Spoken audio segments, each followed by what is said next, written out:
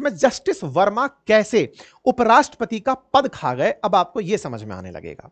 असल में जस्टिस वर्मा जो दिल्ली हाईकोर्ट के अंदर जज थे, जिनके घर पर कैश मिला था, इनसे पद छोड़ने की कहा गया, इन्होंने पद नहीं छोड़ा। फिर चर्चा आई कि सरकार इनके खिलाफ मानसून सत्र में महाभियोग लाएगी, यानी खुद नहीं छोड़ सकते तो इनको हटाने के लिए संसद में कार्यवाही की जाएगी। तो यहां पर एमपी मतलब जो सांसद हैं वो इनके खिलाफ दोनों हाउसेज में से कहीं भी जस्टिस वर्मा के खिलाफ इंपीचमेंट का मोशन ला सकते थे। कल जैसे ही दिन शुरू हुआ, एक तस्वीर बाहर आती है, जिस तस्वीर में लोकसभा के जो स्पीकर हैं ओम बिड़ला जी, उनके पास में ये सांसद दिखाई देते हैं। ये सांसदों की संख्या 145 बताई जाती है, जो कि प्रस्ताव के लिए गए होते हैं ओम बिड़ला जी के पास कि लीजिए ओम बिड़ला जी, हम आपको साइन करके दे रहे हैं, 100 से अधिक सांसद हैं, हम चाहते हैं कि अब इनके खिलाफ जांच के लिए 3 सदस्यों की कमेटी बनाई जाए, जिसमें सुप्रीम कोर्ट या फिर सुप्रीम कोर्ट का चीफ जस्टिस या कोई जस्टिस या हाई कोर्ट का चीफ जस्टिस या जस्टिस और एक एमिनेंट ज्यूरिस्ट डाल करके इनके खिलाफ जांच कमेटी बिठाई जाए और उस जांच की सिफारिश के ऊपर फिर महाअभियोग का प्रस्ताव चलाया जाए। तो यह कहानी कहां हुई? लोकसभा की एक तस्वीर से निकलकर आई। अब आप पूछेंगे, एक बात बताइए, ओम बिड़ला जी भी बीजेपी से सांसद थे और धनखड़ साहब भी बीजेपी के ही उम्मीदवार थे जब उपराष्ट्रपति बनाए गए थे। दोनों ही सदन में इनका बहुमत है। तो ऐसे में ओम बिड़ला के पास में अगर जाएं या फिर जगदीप धनखड़ के पास में सांसद जाएं, गड़बड़ क्या है? मतलब कहीं पर भी चले जाइए, अल्टीमेटली आ तो इंपीचमेंट ही रहा है ना। अगर लोकसभा से आ रहा है तो भी इंपीचमेंट और राज्यसभा से आ रहा है तो भी इंपीचमेंट। अब यहीं पर सारा खेला है। खेला क्या है, अब उसको समझते चलिए। यह तस्वीर आप सबने देखी कि लोकसभा में ऐसा खेला हो चुका है। अब इसी समय पर देखिए कि राज्यसभा में क्या होता है। राज्यसभा में भी एक प्रस्ताव इंपीचमेंट का आ जाता है इनके सामने, और इनके सामने प्रस्तुत किया जाता है कि सर, यह प्रस्ताव आ गया है, अब आप उनके खिलाफ हमारा प्रस्ताव स्वीकार कर लीजिए। मतलब सामंजस्य की सीधी सीधी एक जबरदस्त कमी यहां पर ऑब्जर्व हुई। कमी क्या थी, पकड़िएगा। ओम बिड़ला जी भी बीजेपी से, कांग्रेस के मतलब, और ये जो जगदीप धनखड़ जी हैं ये भी बीजेपी के ही उम्मीदवार थे जब उपराष्ट्रपति थे। कहते हैं कि ये दोनों ही पद फिलहाल किसी पार्टी से बिलोंग नहीं करते, लेकिन आप इनका जो भी पिछला जो बैकग्राउंड है उससे आप फिलहाल के अंदाजे में जा सकते हैं। ऐसे में आपके पास भी प्रस्ताव आ रहा है और लोकसभा में भी प्रस्ताव आ रहा है। प्रस्ताव दोनों में से किसी भी हाउस में जा सकता है, लेकिन दोनों हाउसेज में से जहां प्रस्ताव स्वीकार हो गया या पहले पहुंच गया, वहीं पर ही कमेटी बनेगी और वो सबसे पहले जांच करेगी। तो आप पूछेंगे इसमें भी क्या बुराई है? अब आते हैं, असल में जो जो जस्टिस इंक्वायरी एक्ट 1968 है, जिसके तहत यह काम होना था, उस इंक्वायरी एक्ट में कमेटी बनाने का अधिकार चेयरमैन के पास हो या स्पीकर के पास हो। चेयरमैन के नाम पर जगदीप धनखड़ जी चाहते थे कि यह उन्हें मिले। अब इस कहानी को भी थोड़ा सा समझते हैं।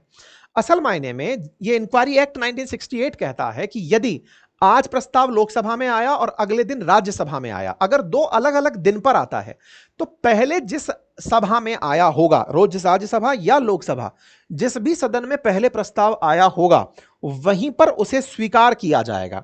यह तो नियम है।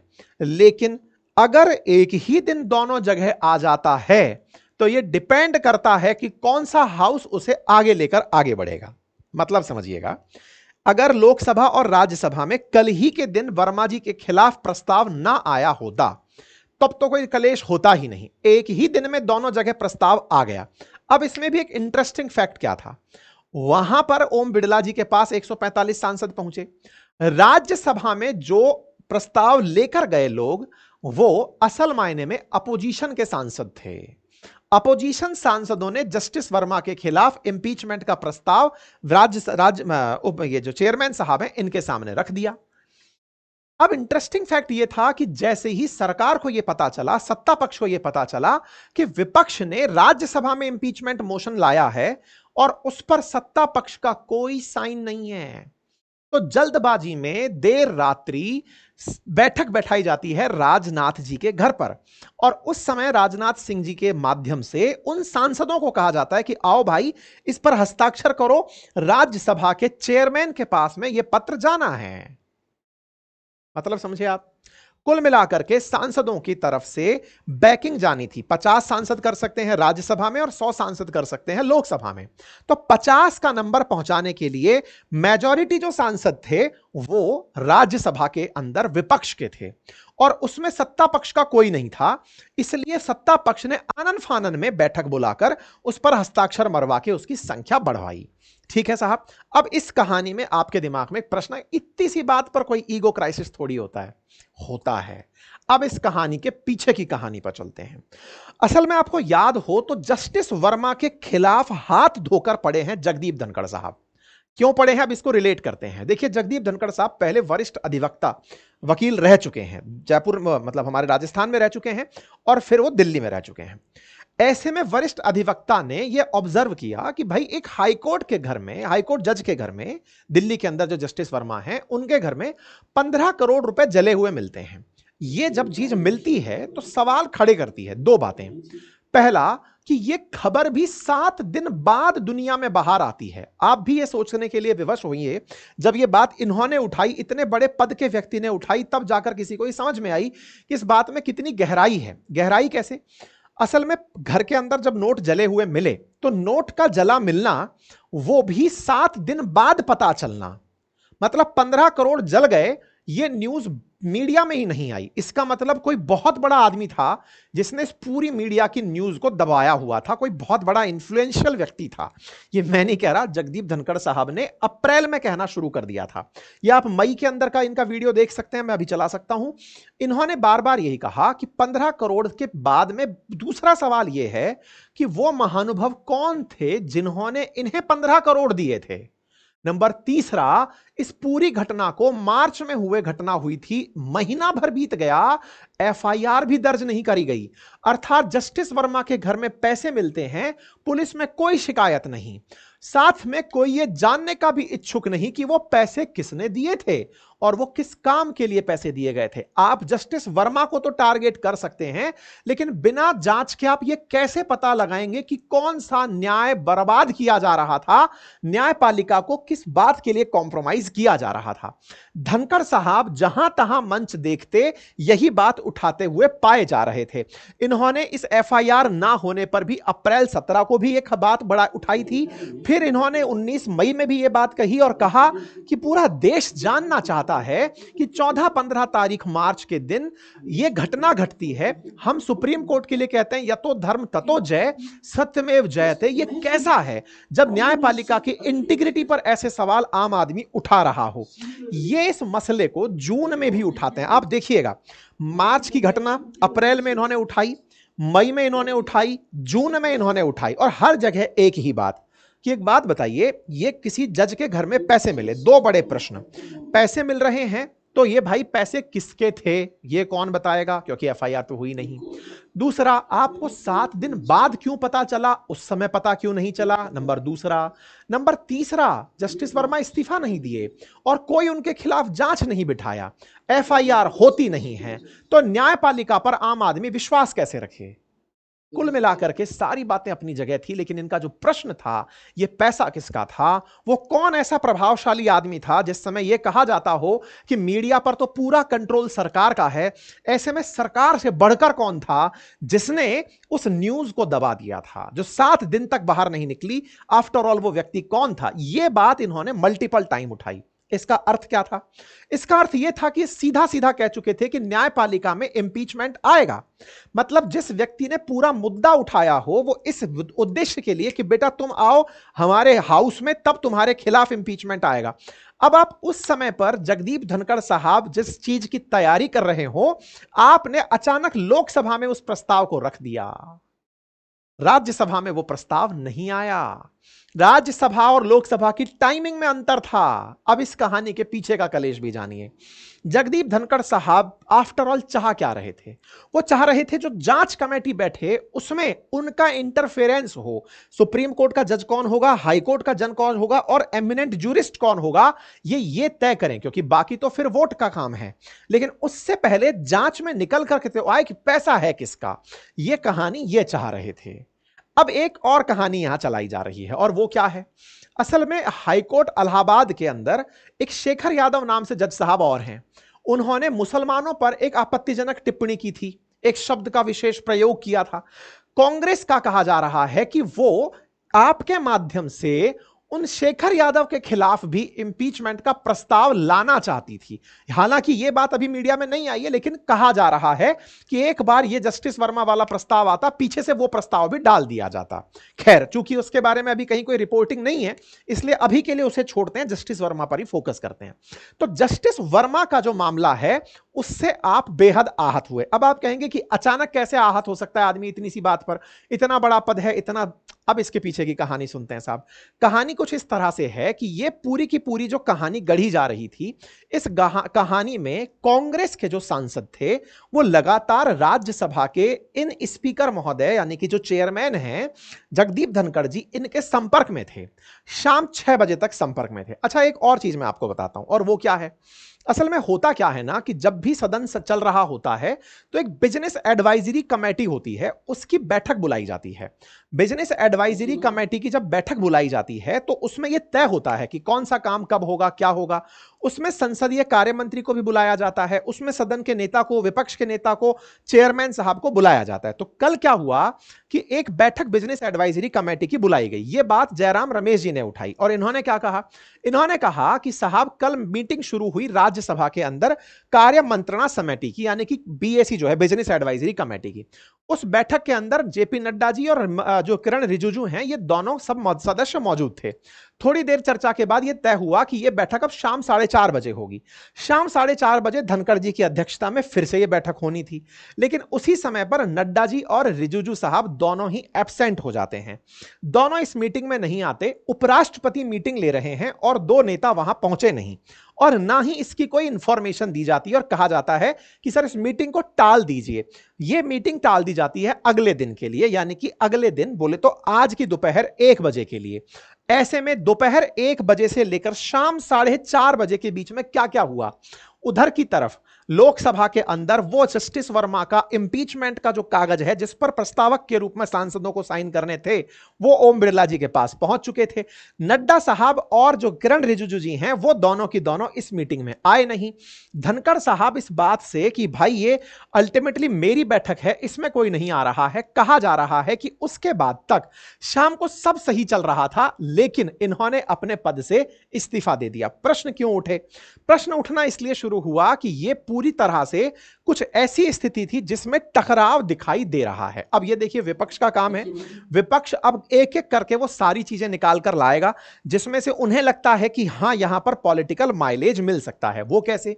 देखिए, विपक्ष वो है जिसने कभी जगदीप धनखड़ जी का मतलब मजाक बनाया था। अभी पिछले ही साल की बात है, अगर आपको याद हो, तो जब सांसदों को संसद से, यानी कि सदन से जगदीप धनखड़ साहब ने बाहर निकाल दिया था, तो यही वो विपक्ष था जिसने इनकी एक्टिंग की थी, और इस बात पर राहुल गांधी जी हंसते हुए दिखाई दिए थे, जिस पर भी धनखड़ साहब काफी ज्यादा नाराज हुए थे। तो ऐसे में राजनीति है, राजनेता अपनी अपनी कर रहे हैं। फिलहाल हमारी चर्चा धनखड़ साहब पर ही फोकस है कि ये चल क्या रहा है। तो एक तो ये मसला कि जस्टिस वर्मा का मामला धनखड़ साहब लीड कर रहे थे, उन्हें करने नहीं दिया जा रहा था। यह पहला रीजन हो सकता है। दूसरा रीजन क्या था, अब उस पर चलते हैं। हो क्या रहा था कि इस समय पर किसानों का जो मसला था, आपको याद होगा, अमेरिका लगातार भारत के अंदर जीएम फसलें बेचने का प्रयास कर रहा है, मांसाहारी दूध भेजने का प्रयास कर रहा है। हम उन चीजों पर लगातार कहे जा रहे हैं कि ये होने नहीं देंगे। भारत में किसानों के लिए एक लीडर के रूप में आप इन दिनों दिखाई दे रहे थे। हालांकि किसान संघ भी इनसे ज्यादा खुश नहीं रहते, क्योंकि आप सत्ता पक्ष के साथ सुनाई देते हैं। ऐसे में फिर भी ये अपने आप को किसान पुत्र जाट नेता, किसान पुत्र जाट नेता कह कह करके किसान प्रूव करने में बड़ी मेहनत कर रहे थे। ऐसी मेहनत कैसे थी वो मैं आपको बताता हूं। रिसेंट डेज में कुछ पिछला एक वीडियो वायरल हो रहा है जिसमें आप शिवराज सिंह चौहान, जो अपने कृषि मंत्री हैं, मध्य प्रदेश के पूर्व मुख्यमंत्री हुआ करते थे, आज केंद्र में वो कृषि मंत्री के पद पर हैं, आप उन मंत्री महोदय को एक बैठक में कह रहे थे, जहां पर मंच पर वो विराजमान हैं, उस पर आप कह रहे थे कि आपसे अनुरोध कर रहा हूं मैं कि किसानों से आपने वादे ही वादे किए हैं, उनके वादे आफ्टर ऑल पूरे कब होंगे। ये कहते हुए इन्होंने किसानों से आप बातचीत क्यों नहीं कर रहे हैं, ऐसा कहते हुए मुंबई के अंदर केंद्रीय कपास प्रौद्योगिकी अनुसंधान क्षेत्र में आपने उनके सामने ये बात रखी थी। तो ये वीडियो जो पुराना है वो इस समय पर बहुत वायरल हो रहा है कि इस्तीफे की कहीं वजह यह तो नहीं है कि किसानों के मसले पर धनखड़ साहब चुप नहीं हो रहे थे और उन्हें चुप कराने का प्रयास किया जा रहा था। तीसरी चीज एक और निकल कर आती है और वो है कि सदन के प्रथम दिन पर ही नड्डा साहब और धनखड़ साहब के बीच में एक थोड़ी सी गहमा गहमी देखी गई, जिसमें धनखड़ साहब से नड्डा साहब कहते हुए दिखाई दिए कि बात तो केवल मेरी ही जाएगी। Nothing will go on record. Whatever I'll say, that will go on record. You should know. ये वीडियो ऐसा था जिसमें कि संसद पक्ष और विपक्ष दोनों आपस में, सत्ता पक्ष और विपक्ष एक दूसरे के साथ आरोप प्रत्यारोप में थे। समय दिया गया था खड़गे साहब को कुछ बोलने का कि आप बोलिए। खड़गे साहब को केवल जो नियम था उस पर बोलना था, लेकिन वो बोलते हुए अन्य मामलों में आगे बढ़ गए थे। ऐसे में नड्डा साहब खड़े हुए और उन्होंने जो बात स्पीकर यानी चेयरमैन को कहनी चाहिए थी वो बात खुद से कह दी कि nothing will go on record, मैं जो कहूंगा वो रिकॉर्ड में जाएगा। ये ऐसा था कि आप चेयर को बाईपास कर रहे हैं। भाई ये क्लासरूम जैसी होती है राज्यसभा। टीचर के रूप में अपने चेयरमैन बिठाया हुआ है, लेफ्ट में बैठा हुआ है विपक्ष, राइट में बैठा हुआ है सत्ता पक्ष।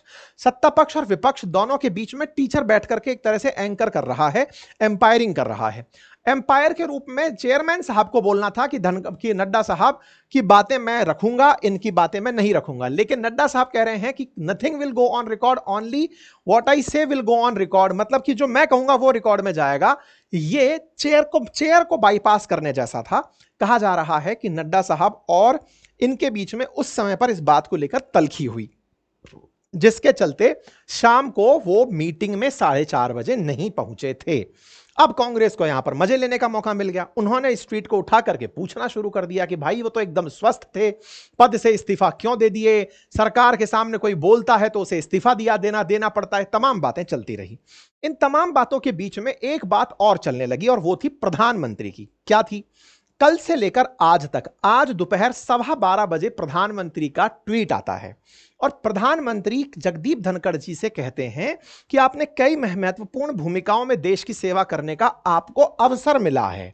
मैं उनके उत्तम स्वास्थ्य की कामना करता हूं। श्री जगदीप धनखड़ जी को भारत के उपराष्ट्रपति सहित कई भूमिकाओं में देश की सेवा करने का अवसर मिला है। मैं उनके उत्तम स्वास्थ्य की कामना करता हूं। इसका अर्थ यह था कि प्रधानमंत्री जी उन्हें यह कह रहे हैं कि आपने इस्तीफा क्यों दिया, आपके अचानक इस्तीफा देने से हम प्रभावित हैं या नहीं हैं, दुनिया सुनना चाहती थी। कल से लेकर अब तक प्रधानमंत्री का पूरे एक दिन बाद, या फिर पूरा एक दिन नहीं कहा जाए, पूरी रात और मध्य दोपहर तक अब जाकर ट्वीट जब आया और उसमें भी स्वास्थ्य की कामना देकर यह कहा गया कि आपको बहुत सारे अवसर मिले हैं। यह एक तरह से दर्शाता है कि प्रधानमंत्री भी धनखड़ साहब से खुश नहीं थे। हो सकता है कि उनके द्वारा जो अपने आप को अलग पावर सेंटर बनाने का प्रयास हो, इस वजह से हो।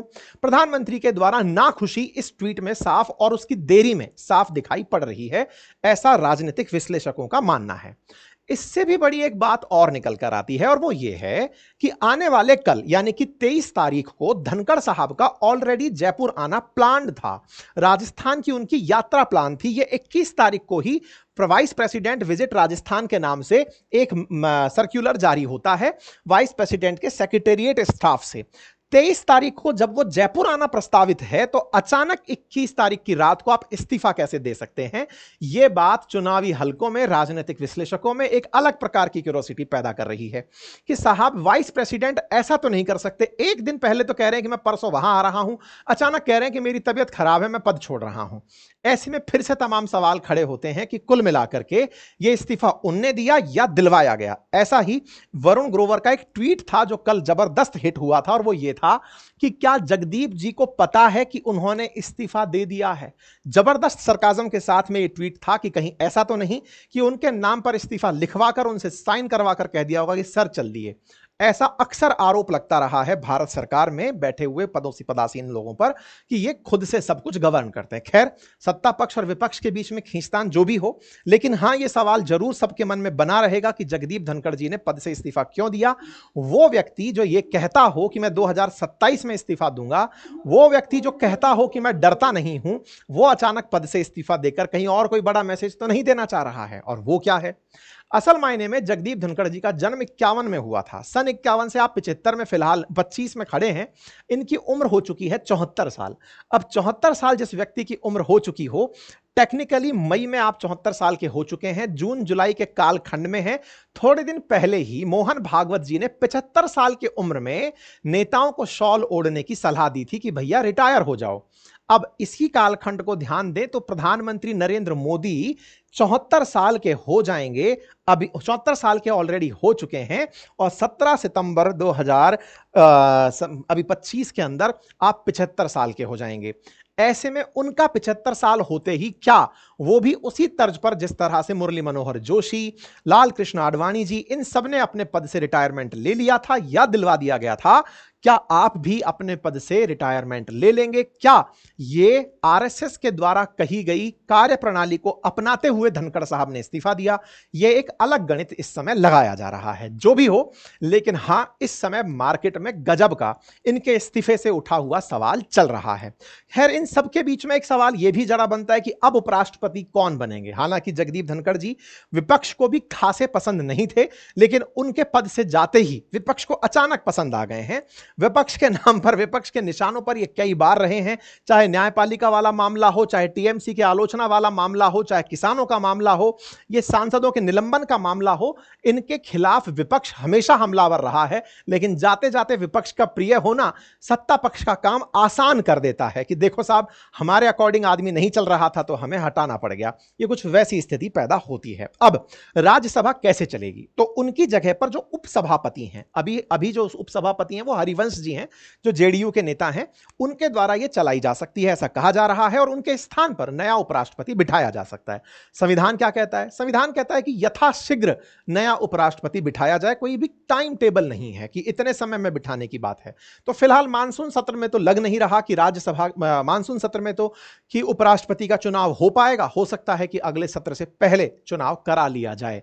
बाकी आपको सही वजह क्या लगती है इस प्यार के टूटने की, कमेंट बॉक्स में अवश्य बताइएगा।